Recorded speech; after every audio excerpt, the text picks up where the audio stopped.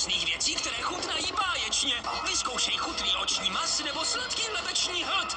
Profesor Horribius a jeho nová laboratoř Slizomet. Originál od Pepe.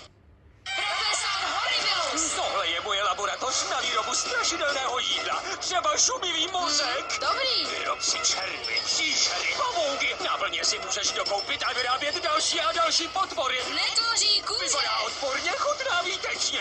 Tohle je moje nová laboratoř Slizomet. Vyrobíme si spoustu hnusných věcí, které chutnají báječně. Vyzkoušej chutrý oční mas nebo sladký lebeční hlt. Profesor Horribius a jeho nová laboratoř Slizomet. Originál od Pepe.